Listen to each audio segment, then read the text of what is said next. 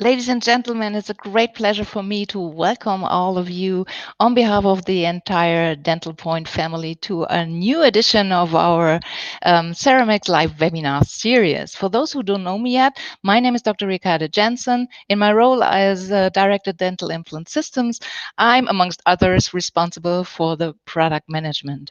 But today, I'm delighted to walk you through this webinar. Here with me is Dr. Norbert Cionca from University of Geneva. He's already sitting there live, and he's keen to present the Geneva clinical experience on ceramic implants. Hi, Norbert, great that you are here. Please allow me, before I hand over to you, to share a couple of organizational points with the audience. First, feel free to ask questions. Type in your comments here in the live chat. You have to log in with your Google account to the YouTube channel and then just type in the notes. I will collect them and share them with Norbert afterwards. We will have also subsequently to his presentation some dedicated time for questions and answers. Secondly, in accordance with your country requirements, you can earn some CE credits for this webinar. This applies in particular for participants from Germany, Austria, Switzerland, and the US. You have to pass a test to do so.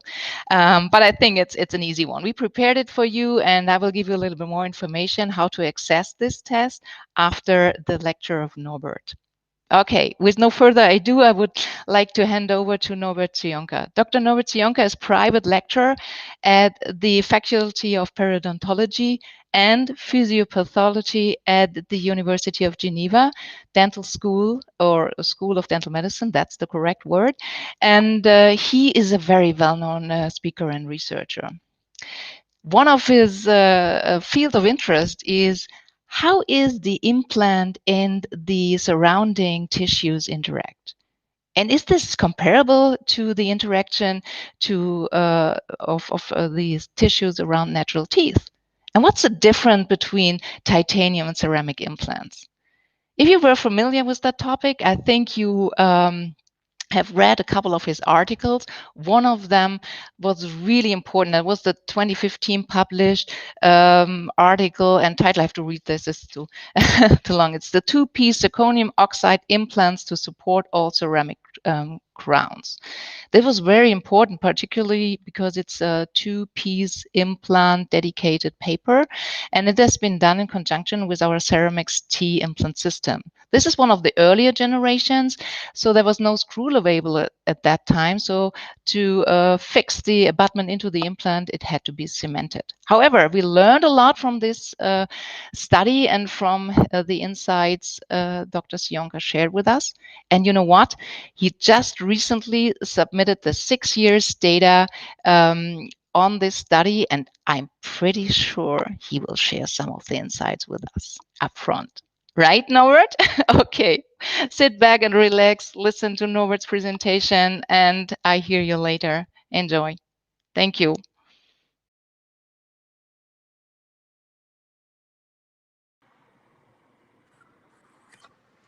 So thank you for this nice introduction, Ricarda. Ladies and gentlemen, welcome to this webinar. So I'm very pleased to give you some, I will share some experience from our Geneva University on this topic. And of course, as you heard before, feel free to ask any questions about that. So maybe we can start the presentation. Thank you, Christian. So let's just do that. Then you will see that first I will talk a bit about the histology and the osteointegration of these Zirconia implants.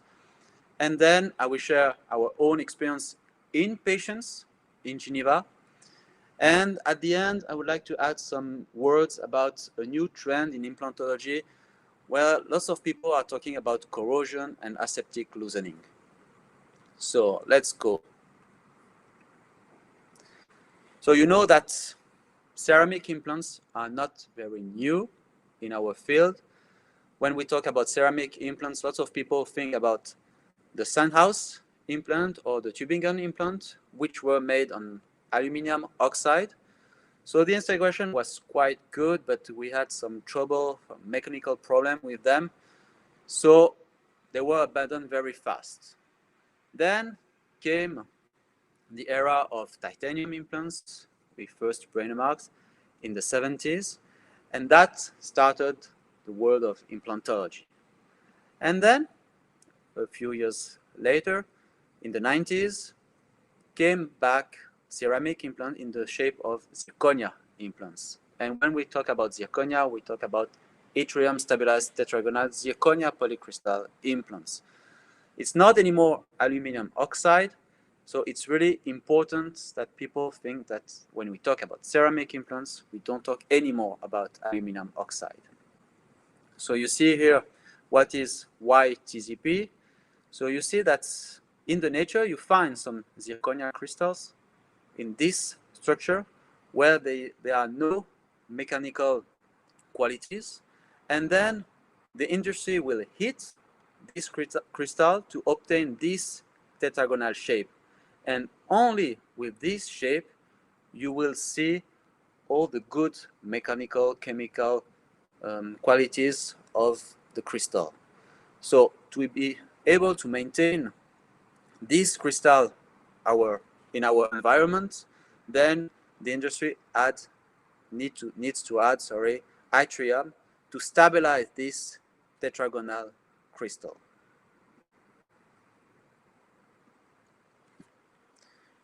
Concerning the osseointegration, there is no problem at all. You can be sure that zirconia implants, they will osseointegrate as well as titanium implants.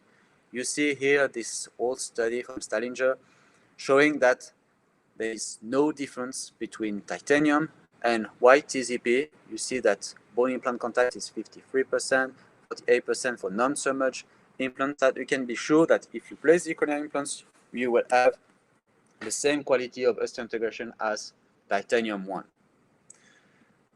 But one interesting thing about zirconia implants is the soft tissue. And if you are like me, you like the perio field, you know that we need to have soft tissue around implants. And we need to have some mature tissue around implants. Don't forget that the soft tissue around the implants are considered as scar tissues. They are not very mature. You have more collagenase, you have less cells. So we really want to have this mature tissue around implants. And with zirconia implants, we observe that we have more collagen fibers, you have lower sulcus depth, and you have a longer junctional epithelium. And this is great because it means that around these implants, you have a better cuff. So you have a better, we can say, environment that will stop already as a barrier, mechanical barrier, the ingrowth of plaque under the mucosa.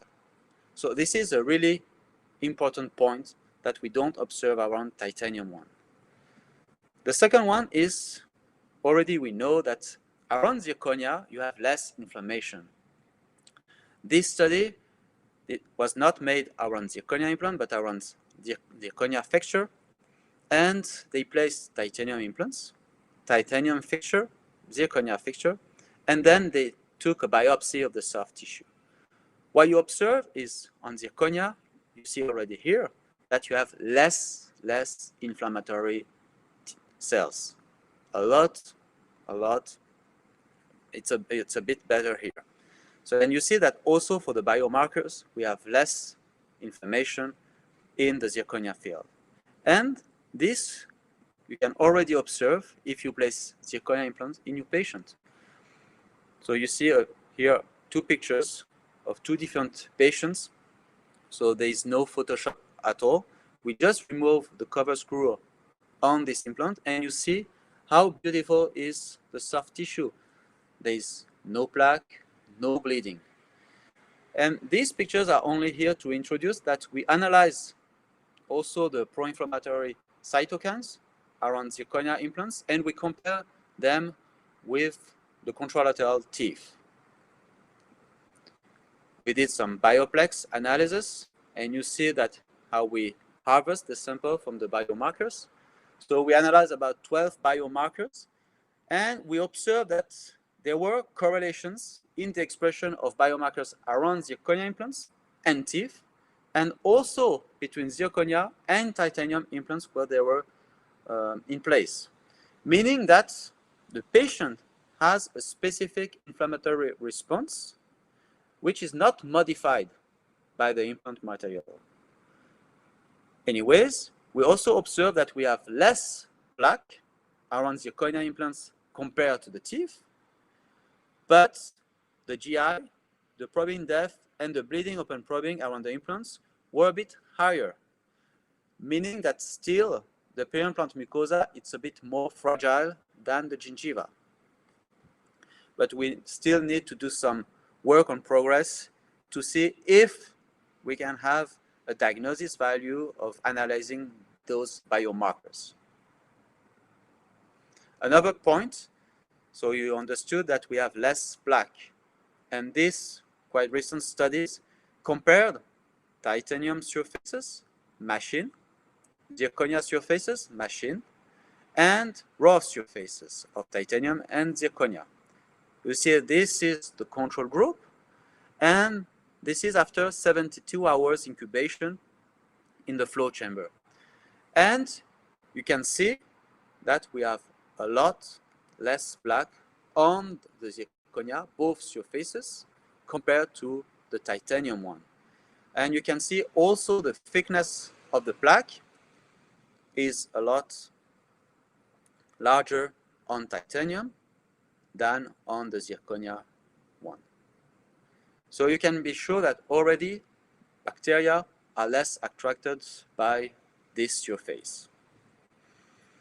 Another study showing that the microbiome also on titanium and zirconia is different.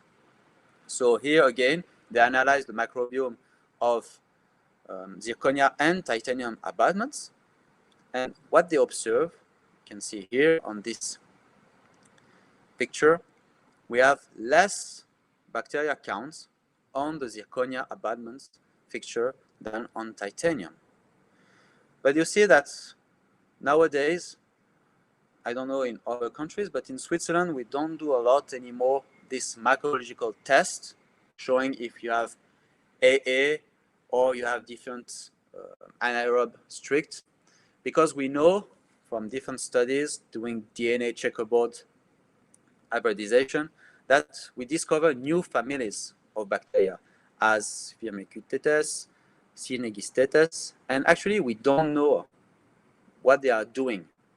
We don't know exactly what are the different virulence factors of these bacteria, because we only discovered these bacteria through this DNA. So we never culture these bacteria and we don't know how they act. So actually there is no need anymore to do this microbiological test in our field. This is my point of view. Now if we go back to the evolution of these zirconia implants, of course, first 2004, we see a lot of one-piece implants that they came to the market. So zirconia implants in the form of white TZP have a lot of advantages. First, it's white. So we know that all patients coming to our practice, they want something white. They're always complaining about yellow, gray, and they want to replace and to have everything white. So if you expect to have some recession around zirconia implants, be sure that it will be a bit more aesthetic than having a recession around titanium one. We know that the biocompatibility is higher. There is a resistance to wear and corrosion, radioopacity. We have low thermal conductivity, low modulus of elasticity, and high flexure strength and fracture toughness. So they are all advantages for our zirconia implants. But, however, there are some disadvantages. You have this low temperature degradation. You see here the problem is when you have some water molecules that will start to insert in some cracks, then you can have the start of a fracture. So this is because of low temperature degradation. You can have some manufacturing imperfections and surface treatments. So it's really important to have a good quality control from our lot and still think that zirconia is a brittle material. So this is the most important design advantage, the low temperature degradation, and most of all in the one-piece implant, meaning that we don't want to prepare the abutments on the one-piece implant. We don't want to burr these abutments. This systematic review was done by one of our senior residents in Geneva about the clinical survival of zirconia implants. And you see that these are the implants, that the studies that were at that time available on one-piece implant. And you see that the overall early failure rate was about 77%. But if you combine with, and at that time there were only 2 studies made on 2-piece zirconia implants, then you reach that the survival rate was 93% after 1 year in function.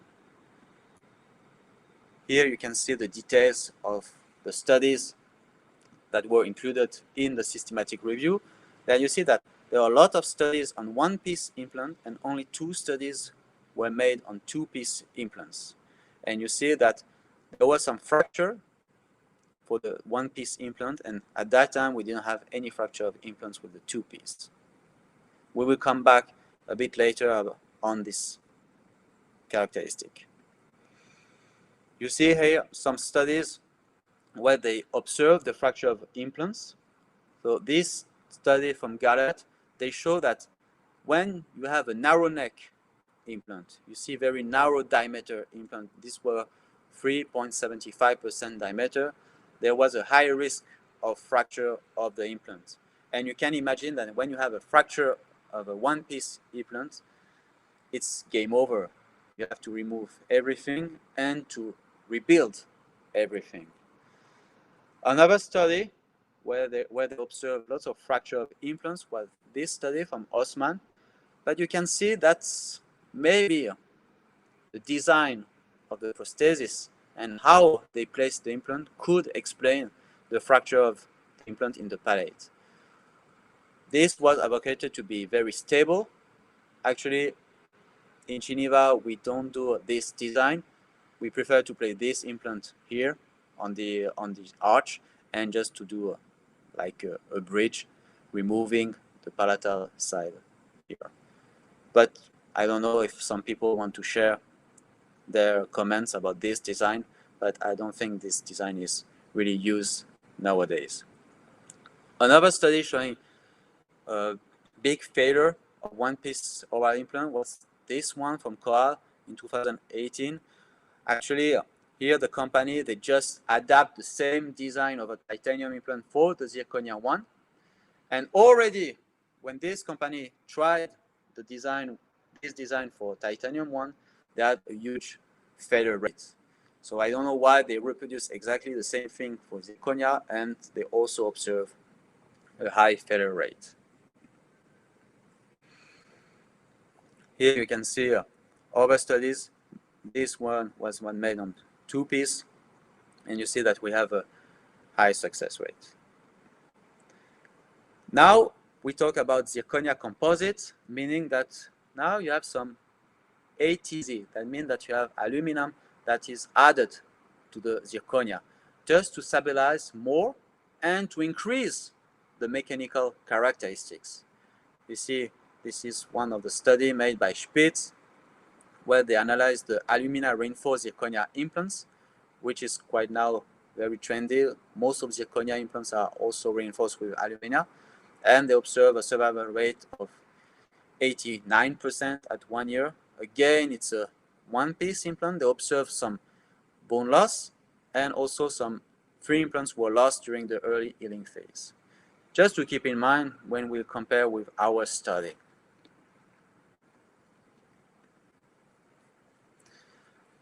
Then you see a study from Bern showing that again the osseointegration between titanium, YTZP and ATZ implants are the same. So we have good osseointegration of also these aluminum reinforced implants. Limitation of the one-piece zirconia implants. First, we need to have a highly skilled surgeon, because you cannot prepare the abutment, so you really need to place the implant in the prosthetic axis you want. Otherwise, you cannot adapt, you cannot change everything. So you see that first, the prosthetic flexibility is a lot reduced by using this kind of implant. Don't grind the abutments. If you start to grind the abutments, you can expect to have a fracture of your abutments. Because when you start, you will decrease the fracture strength and toughness of zirconia implants. You see here some pictures showing the fracture of implants, one-piece implants. Other limitations, you need to cement crowns on these implants. So if the margin of your implant is placed too apically, then how you will remove the excess of cement?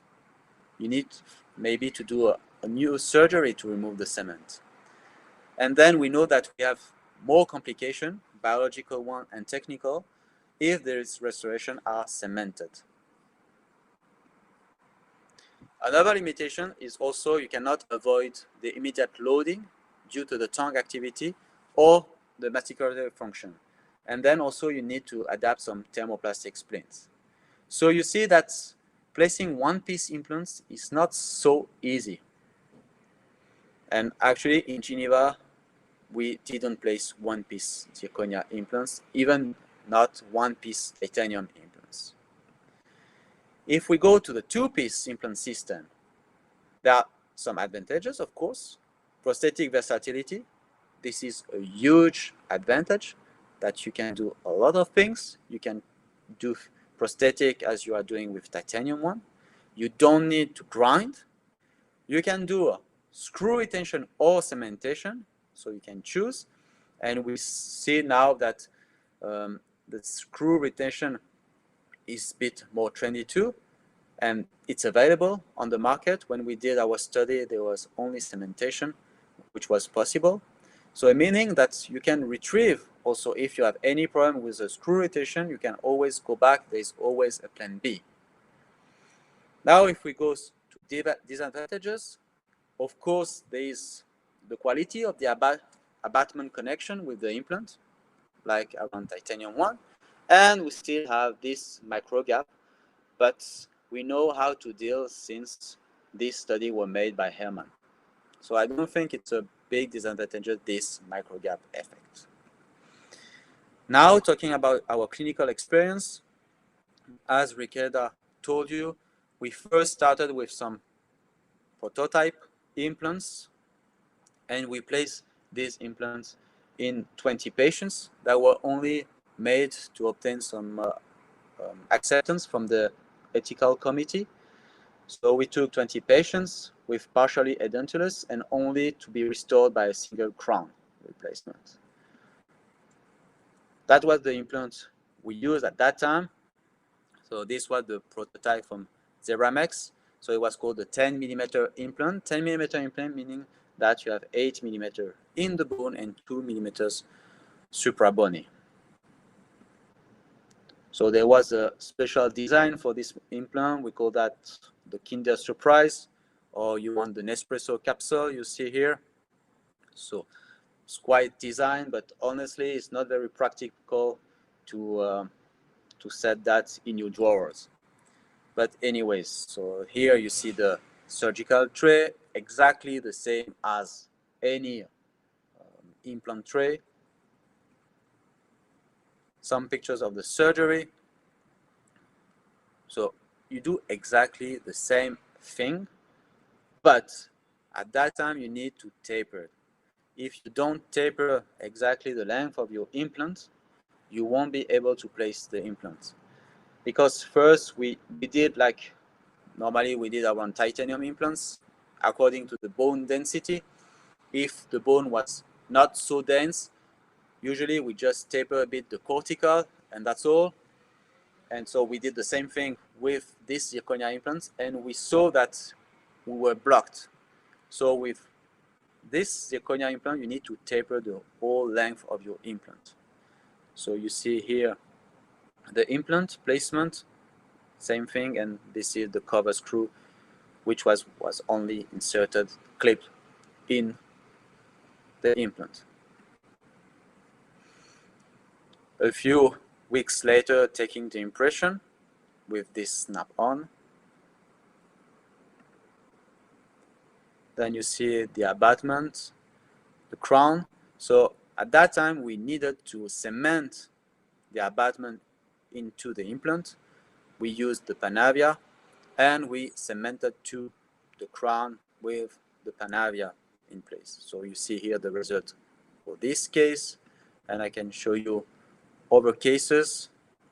So you see before, at time of the surgery, technician lab, and the result.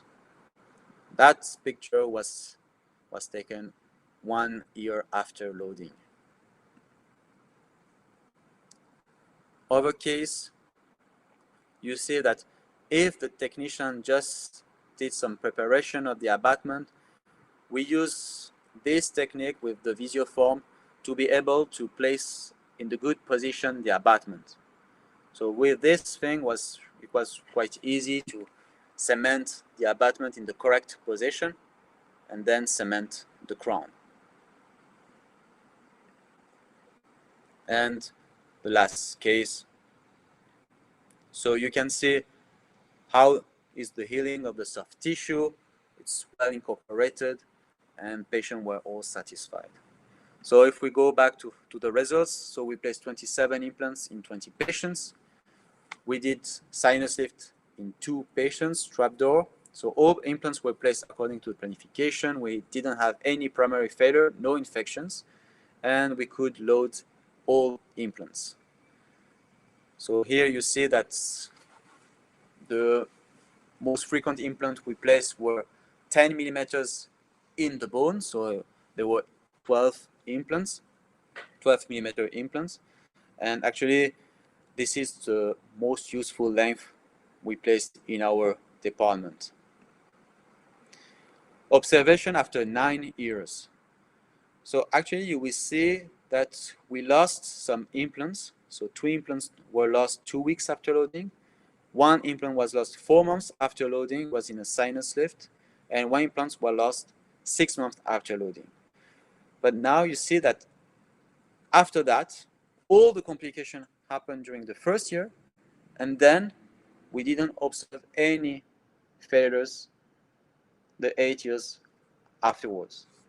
So now we had 23 implants that didn't present any biological or technical problems at that time with this prototype. So all the complications we had were during the first year, and all happened after the loading phase. So after this pilot study, we started a clinical study, a prospective one. I will show you. So you see now the evolution. This was the Zeramex T. So you see the difference of the platform, and there was a new surface that was Zeraphil, so sandblasted and acid-etched surface. There were some different diameters of implant, narrow diameters, regular diameters, and wide diameter. And you see that here, smooth surface was about 1.6 millimeters. These implants are considered as tissue-level implants. This is the surgical tray. You can observe that all the drills were covered by carbon just to increase the quality of cutting, but this is not very important. You see the surgical protocol. So when you wanted to place a 10 millimeters implant, then we took the drill 10 millimeter and you place the whole drill inside the bone. And you really need to taper. This drill is really important to do. Here, a clinical case. So you see it's always single endothelous space. So this is with the guide, implant placement, the control at the time of the surgery, here at the lab. And here you see 1 year after loading, and this is 6 years after loading. You see that there is no difference. We have a nice stability of the bone and the nice soft tissue too. Other case, you see here, we place one implant. This is 6 years later.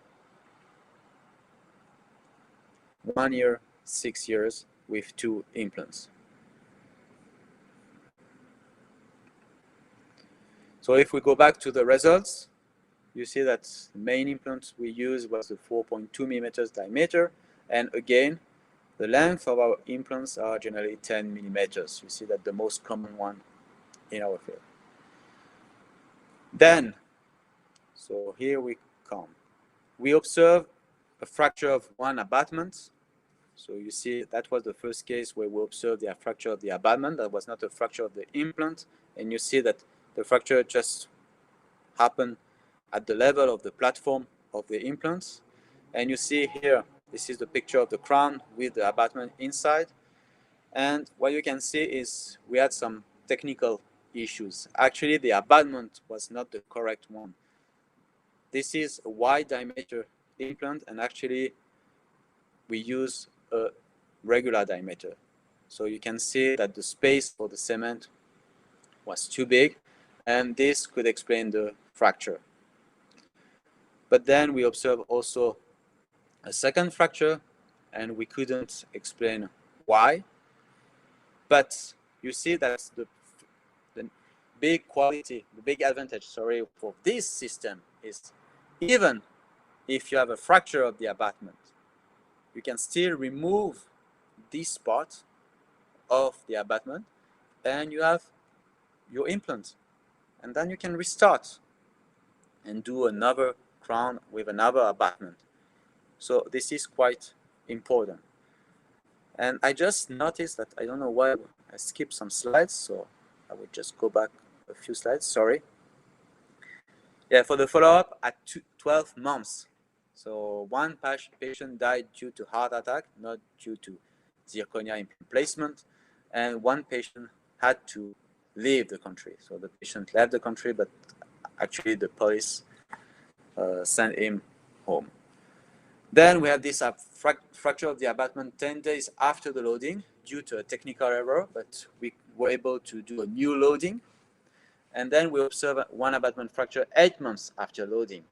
And we don't know why, but we were able to do a new loading. Then we lost 4 implants after loading, and we think this is because of aseptic loosening. I will come back to this phenomenon a bit later. So you see that after 1 year, we were about a survival rate of about 90%. If we had the both cohorts, so also with the pilot studies, we didn't observe any infection around the implants after 1 year. We didn't observe any complication in the soft tissues. So due to the abutment fracture, the cumulative technical complications was 4%. All patients were very satisfied with their crown, and we lose some implants due to aseptic loosening. So you see here, this was the visual analog scale that we use to evaluate the satisfaction of our patient, and you see that our patients were very satisfied. We didn't have any aesthetic complications. So now if we just go back to this abutment fracture, this one and this one, so we're able to remove this part. So we use this system, so you can place this part just to see the axis of your implants to be able to remove the part broken in the implant. So till May 2020, we had some 8 abutment fractures, and you see that the mean time between the crown placement and the abutment fracture was almost 60 months. We only had 1 implant fractures 2 years after loading, and actually we don't know why. This was a regular diameter implant, and you see here, this is the picture of the implant fracture.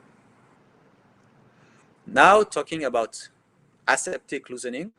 So this is a picture of one of the implants that we had to remove. Actually, the patient came to the practice, he was complaining about just the mobility of the crown.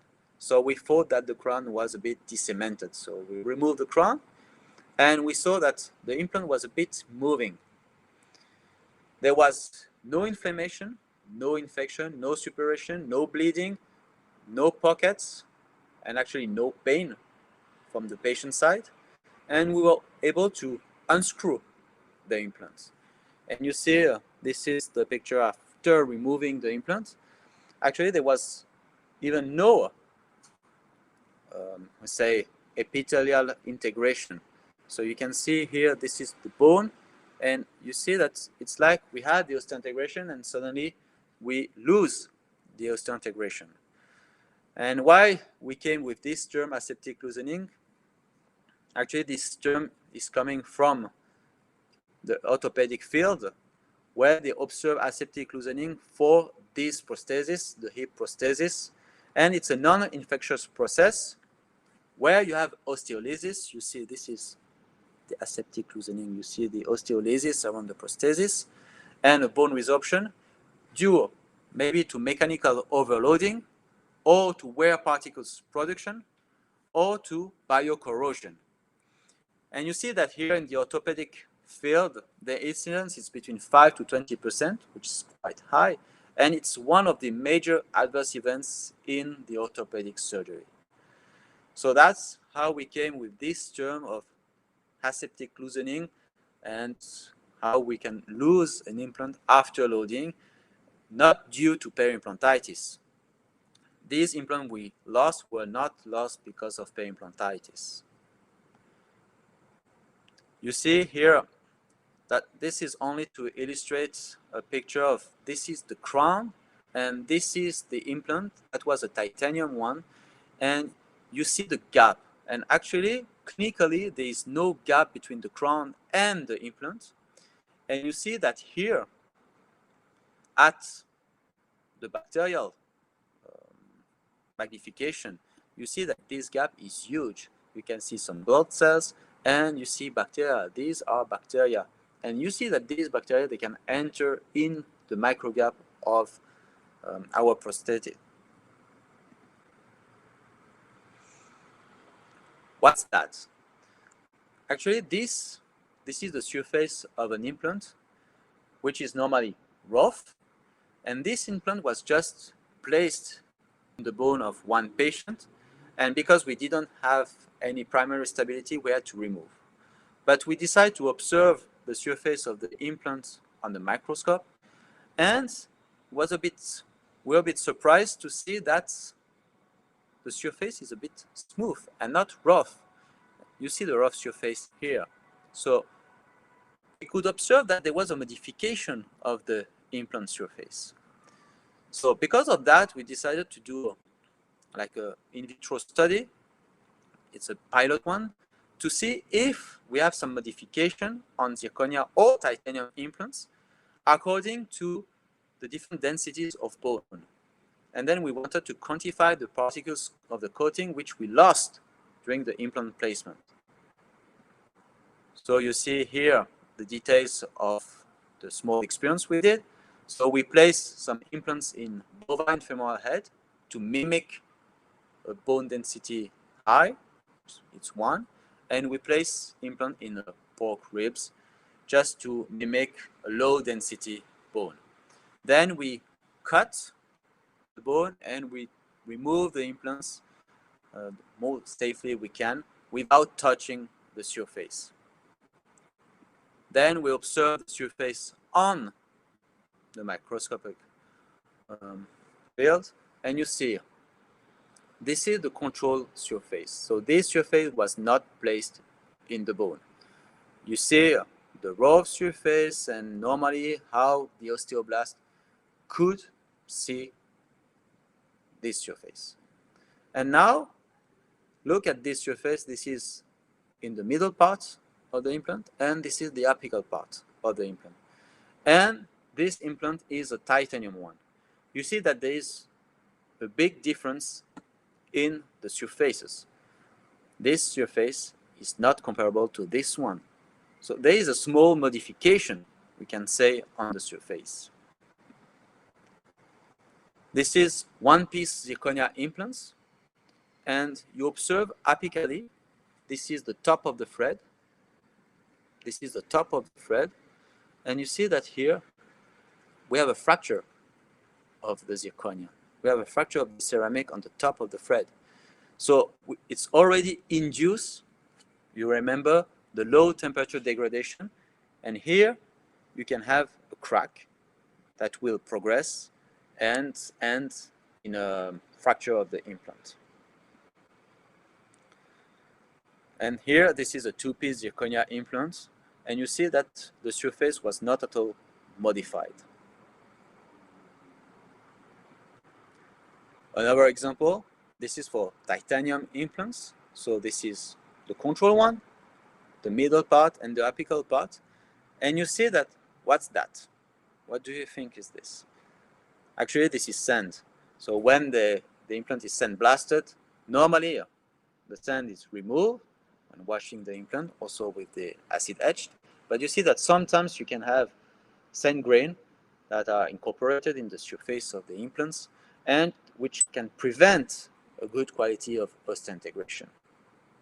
So that was just a small remark about the aseptic loosening and the surface modification, because maybe due to this modification, we don't obtain a good post-integration. And actually, maybe if the surface is modified and we don't have any more of this rough surface, maybe we should wait a bit more. We should wait as we have waited with smooth surface with machine implants for several months before doing the loading. If we continue with our long-term study, you see here picture and radiographs. This is after 1 year, this is after 2 years, and this is after 6 years. So you see that we have a good stability of our implants, and even we observe some bone gain. Actually, 24 implants didn't lose any bone. 8 implants, they gained some bone. You can see here, this is after 1 year of loading, and this was 6 years after loading. There was no peri-implantitis. We didn't treat anything here. And you see the healing after 6 years. But in 5 implants, we had some bone loss with a mean value of 1.25 millimeters. So the results after 6 years, the survival rate was 83%. We had some biological complications like mucositis and one patient with peri-implantitis, so 8%. The technical complications, if we talk only about customized components, was 13%. The mechanical complications, if we talk about industrial components, was 70%. All the patients were satisfied with their implants. And also, we only lost implants during the first year after loading. All the patients that passed after this first year, no patient didn't lose any implants. If we go back to the literature, you can find a few studies on the long term. You see this one is about 3 years, and you see that this was done with some resin, like an abatement. You can see here the picture. So they cement like a resin abatement in the implant, and you see that after 3 years, survival rate was 96%, and the bone level was also stable. So to summarize a bit our study, we show that we had a good soft tissue integration. We didn't observe a lot of plaque accumulation on zirconia implants. Peri-implantitis was very low around these zirconia implants, but we really have to respect the drilling procedures. When we talk about zirconia implants, you cannot do the same thing as you do with titanium one. You have to be very careful by placing these implants. So you really need to think in another way. You cannot use zirconia implants exactly the same as you are using titanium one. Now you see the future of two-piece zirconia implants is with a screw. There are some carbon fiber reinforced PIC screws. You see that you can now screw your abutments. So this is one implant. You see another one here where you can use some different screws, which increase the versatility of the prosthesis. And also, I think that it's less stressful to screw an abutment compared to cement an abutment with Panavia. So this is a huge revolution by doing that. Again, if also you want to do some guided bone regeneration around Zirconia implants, this is a study from Benich comparing bone augmentation around Zirconia implants and titanium one. And what they observe, here you have Zirconia implants with the BIOS and BioGuide compared to the other one. This is titanium and this is also Zirconia implants. And actually, the healing was really good. So you can do your bone augmentation also around Zirconia implants. And talking about also periimplantitis, this is a quite recent one. Okay, this one was done on animal, on mini pigs. So they just do a ligature-induced periimplantitis around Zirconia implants. And what they observed was quite in the same way as we observe in the clinic.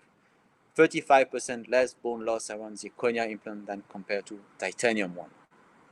So this is really important. And I think that this point is we really need to see this point in the future, because as a perio, every day I see more and more periimplantitis cases in our patients. So to treat periimplantitis, I think that the first step is to prevent periimplantitis. So maybe by using the correct material, we will be able to prevent more this Zirconia implants, or this periimplantitis, sorry. But if your colleagues or your patients ask you again, why Zirconia implants? I will give you some answers. First, the aesthetic. You see that also titanium one have some limitations. You can observe in these different cases, you see by transparency here the titanium implant. Here there was the periimplantitis, and after the treatment we observe a recession. And this implant was not correctly placed, and you observe the margin. Of course, it's in the posterior region. We can talk a bit more about that. But you see that with a white implant, you can escape this phenomenon. You see here, this is another case, also treated with Zirconia abutment.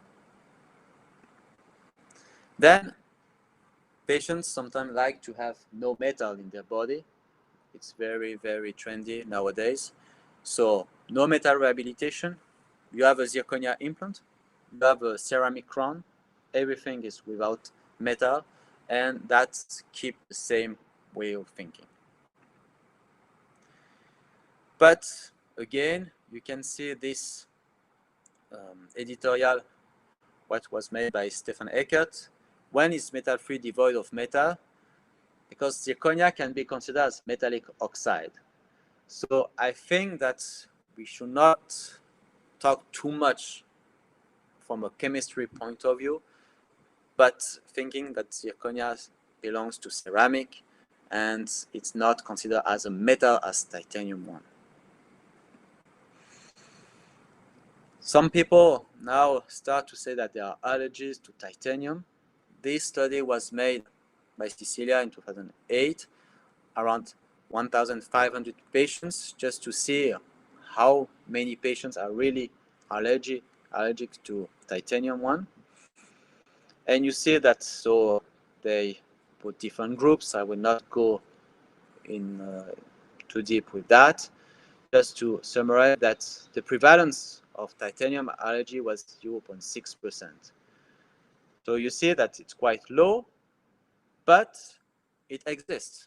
We can have some patients that are allergic to titanium. And if you look a bit in details in their patients, actually 6 patients which show allergy symptoms after implant placement.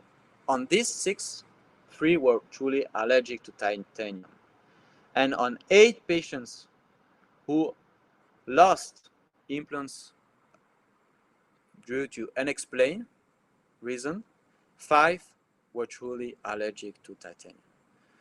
So it means that maybe if you place an implant, a titanium one, and then you have a loss, and you try to place the second implant, and then again you have a loss, maybe it's because the patient is allergic to titanium. This is just a case which was used by Cecilia to illustrate. This patient was allergic to titanium.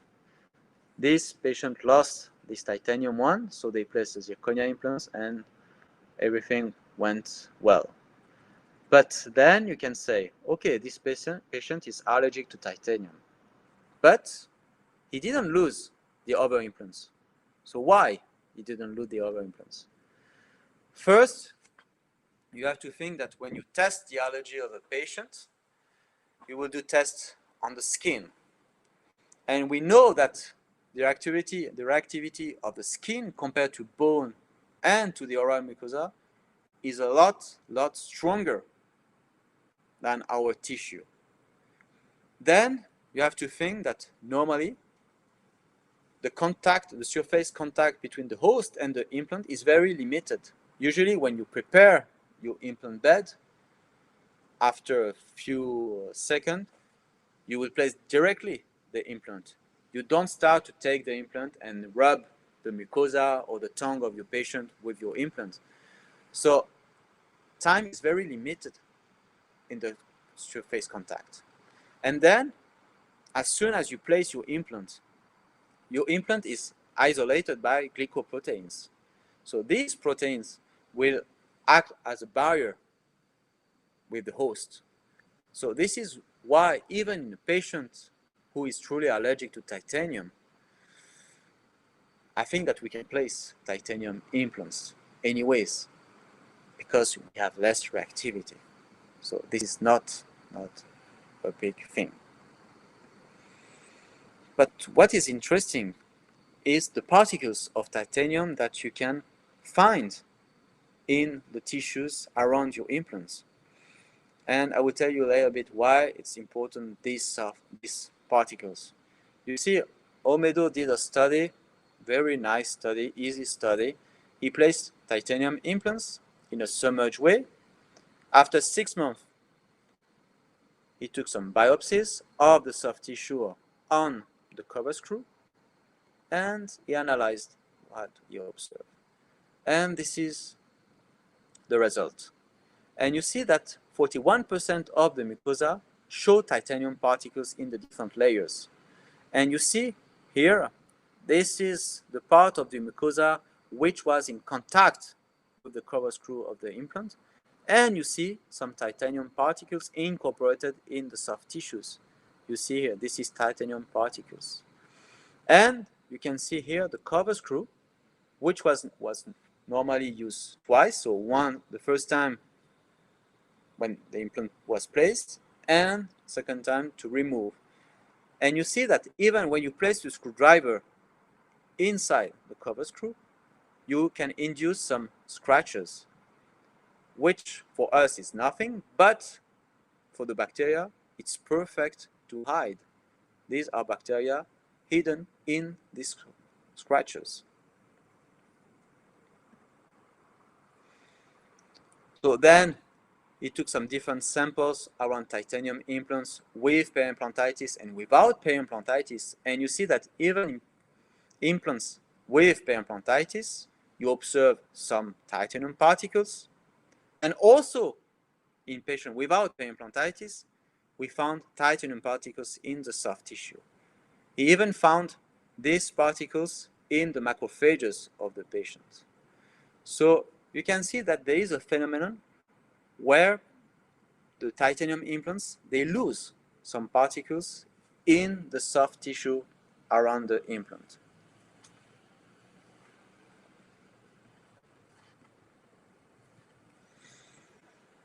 Do you think that titanium implants are resistant to corrosion? And the response is No. A very nice study, simple study, and actually we are doing exactly the same thing with zirconia implants. We are testing the corrosion. So here a solution with some bacteria. This is the control solution. You see titanium implants are placed in this solution, and these are the results, the control part. So smooth surface, rough surface, and you see here, this is the implant placed in the solution with bacteria. So you can see these black spots here, and this is a higher magnification. And these are actually corrosion pits. So actually, titanium implants are not resistant to corrosion. You see here the picture of this implant. You see actually the corrosion after 60 days in a bacterial solution. And if you think that this is only because of an in vitro study, I can show you an in vivo study where Rodriguez removed implants because of periimplantitis, and then he observed the surface of these implants, and you see here, this is corrosion pits. This is corrosion. Again here, this is another implant. You can see the corrosion on the surface of this implant. It means that if you have a corrosion, you will have also a release of titanium particles in the soft tissues and also in the bone. So you see that you can have particles released when you place your implants, when you have a corrosion, and also, of course, when you do some implantoplasty. We come back to this part a bit later. So these particles which are released, we know that they can participate to the bone destruction. They will increase the inflammation. They will participate to the inflammation circle that will induce some bone resorption. So we think that this is also a factor increasing the risk of periimplantitis due to these particles.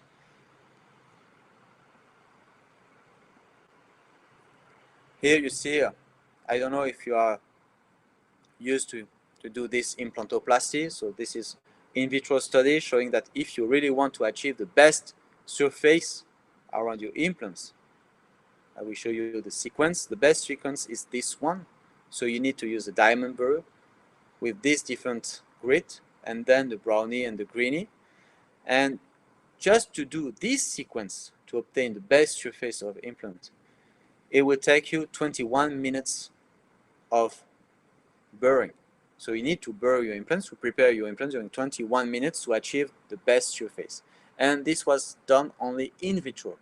Do you think that this is really feasible in your patients during the surgery? Imagine the amount of implant particles you will remove, and actually maybe you can do it in 25 minutes in your patients, but then I'm sure it will take you 30 minutes to remove all the particles in the flap. And now we have more and more studies on this part showing that actually periimplantitis is also a problem due to these particles. Saffioti just took some samples around healthy implants and periimplantitis implants. You see here the radiographs of those patients. I'll go a bit faster. And you see here the difference in the level of the particles. So this is periimplantitis implants. And you see that there was a huge difference in the amount of titanium particles around soft tissues. And we are quite sure that this is one reason of our frustration of treating periimplantitis.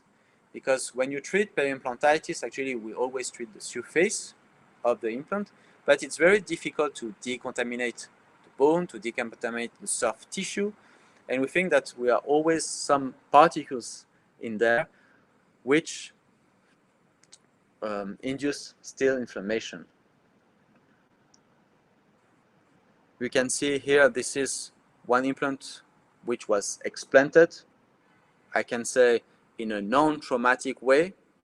Actually, we just did the flap and the implant fell. And you see here, we did nothing. We didn't do any implantoplasty, any preparation, nothing. The implant was just lost. And you see, this is titanium impression in the bone. So maybe, I say maybe, this is a hypothesis. We think that titanium particles, they participate and there is an association with periimplantitis. But we still have not enough evidence on this causal relationship.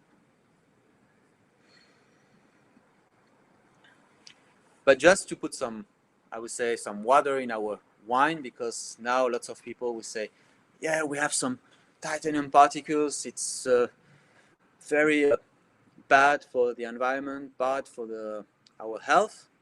Why is it bad for our health? Because some studies show that we have titanium dioxide in our food industries, in the cosmetic, or in the bakery industries. And this titanium dioxide, which is used in these different industries, was considered by this agency for research on cancer. You see, this is the classification of the agents: carcinogenic to humans, probably carcinogenic to humans, possibly carcinogenic to humans. You see that, where do you think first that dioxide titanium is placed? Actually, it's placed in 2B. So if we go back, titanium dioxide is possibly carcinogenic to humans. But I will say that I'm always eating that. I didn't stop eating this kind of food because, again, it is possibly carcinogenic. There is no really evidence on that. And why I'm talking about that? Because I show you first this study. We did some pilot studies on analyzing titanium particles and also zirconia particles in the mucosa of our patients. So we just took 5 patients with zirconia implants, 3 patients with titanium implants, 5 assistants in our departments, and 3 was only negative control. You see, we just did some cytologic specimens with a microbrush on the mucosa of our implants. We did a spectrophotometry and we observed that. I will show you in details. These are our assistants with no titanium implants, no zirconia implants. And none of them show zirconia particles in the mucosa, but one assistant show a lot of titanium particles in the mucosa. And actually, this assistant, she was a heavy chewing gum eater. So this assistant, she was chewing chewing gum actually the whole day, and we think that this is the dioxide titanium we observe. If we go back to the zirconia patients, one also show high level of titanium, also because of eating some candies, but we also observe some zirconia particles in the mucosa. And if we take titanium patients, almost all of them show titanium particles. And then we don't know if it's because of titanium implants or because of the titanium dioxide in the food, but none of them show zirconia particles. So just to analyze that, to see if this is because of the food or because of titanium implants, we go on with the study and we did that. So we try to control our patients with the food intake, and so we also take some control alternative. This is not really important. I will just skip this one. And what we observe, no titanium and no zirconia particles were detected in patients with no implants when these patients were controlled for their food intake. We asked patients not to brush their teeth for 24 hours with a toothpaste. They could brush only with mechanically, but without any chemical product, and to refrain any candies, any chewing gums for 24 hours. And when we did that, we didn't observe any titanium particles. And also in patients with zirconia implants, we didn't observe any titanium, no zirconia particles in their mucosa. And also for titanium patients, we didn't observe any particles. So we could say that if we controlled the food intake, we didn't find. And this is quite important because I presented you some studies showing titanium particles correlation with periimplantitis. And we don't know actually if what the author observed as titanium particles, it was because of the corrosion or because of the food intake of the patients. So I think that we really need to pay attention and not to draw high final conclusions on this field. It's still a lot of work in progress on that, and we need to take care of how we present the results. So with that, I think that I will end my presentation. So you can see here, this is my email address if you want to write me and to add some comments or to share some cases. And just to illustrate, this is a patient where we had a huge periimplantitis. And you see that we always teach our students that we treat teeth, but we don't treat teeth with implants. So first we try to save as much as we can the teeth before removing them and replacing them with implants, because implants are not a solution for life. And you see that here, the patient was told that implants are warranty for their life. And you see that already after 5 years, she had periimplantitis, and we had to remove almost all the implants and to restart everything. So I would like to thank you for your attention. And now I'm ready to discussion if there are any and all sort of questions. Merci beaucoup. Thank you so much for your presentation. That was, wow, highly scientific. I like it. We have to talk about this more detailed. I have so many questions popping up to my head, and thank you. Really, that was a cool roller coaster ride through all these different types of important parameters. What do you think is one of the most important things we have to look into it more detailed? Is it the corrosion, or do you think no? There's what happens to these particles that are in the mucosa? If you can you address this? Yes, I think that first we need to share, actually, to split two groups of patients. Mm-hmm. One group of patients, they have healthy implants, and maybe you will find titanium particles in their mucosa, Mm-hmm. maybe because of the food intake, maybe of some releasing particles just due to wear, or to some, you know that even when you screw a crown, it's not completely fixed, so you have some movement, so you can have some Uh-huh. release of titanium particles. But if there is no inflammation, no bacteria, nothing will happen. I'm What quite would you? sure. Oh, sorry. I think that this is one group of patients. And then you have another group of patients with a high risk of periimplantitis. And this patient that will present some plaque, bacteria Mm-hmm. on the surface of the implant, you can be sure that you will have acidic environment on this surface. So this acidic environment can induce also the biocorrosion of your implant, and you will have more release of titanium particles. And I think that these particles, they will participate, and there is an association with the inflammation, but already induced by the plaque accumulation. So we really have to see these two groups of patients, I think. So it's a combination of different factors one patient is probably more susceptible to periimplantitis than the other because of plaque accumulation, not Yes, bad oral hygiene or something like that. So it's multiple exactly. And factors. the point I want to add is also when we treat then this implant. So you have a periimplantitis. The gold standard usually it's to do an open flap, trying to fill the bone defect. Hmm.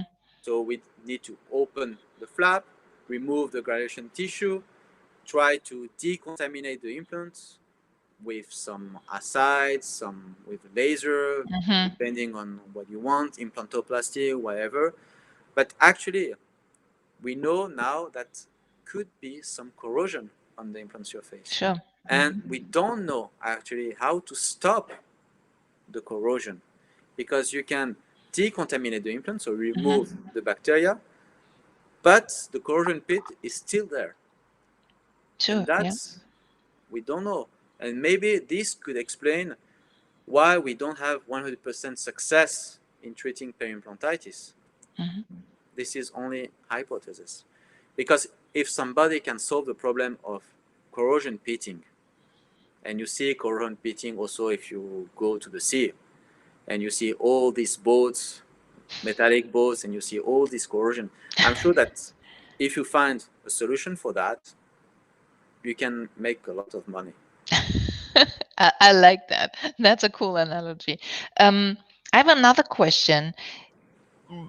At the beginning you were talking about patients that they and in the middle as well, that they are coming actively asking for ceramic implants or for white implants. So they, do you have a feeling that this is increasing? There's more awareness amongst the patients about titanium ceramics, or at least that they say, I want a white one. I mean, not probably specifically asking for ceramic, but I prefer a white one over the titanium. So I can just talk for Sure. patients from the French part of Switzerland because I'm sure that there are some differences between countries. And I would say that now people are a bit more aware of what is on the market because they look, they Google everything. Hmm.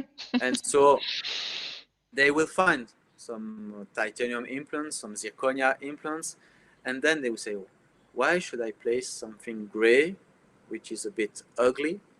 I Hmm. don't want something like that. I want something white. And most of the patients, they come to me and they say, yeah, I want a ceramic implant. They already know that it's a ceramic one. And I ask, Hmm. why? Yeah, because first, I don't want any metal. I removed all the amalgams already before, and I don't want any metal anymore in my body. And then also, it's white and it seems more beautiful. So there is a trend. They are more aware of that. Of course, some people they really don't care of that. They come and say, "I just want Just, yeah, an implant." But I can see that this last year, more and more patients they come and they ask if they can have a ceramic implant. And actually, I asked them, "How do you know about that?" They say, "Yeah, I I went on Google." And also there is a site in France called Doctissimo, hmm, and okay, this site is a bit subject to controversy because it's more forum of all the patients and they start to talk to each other with their own experience.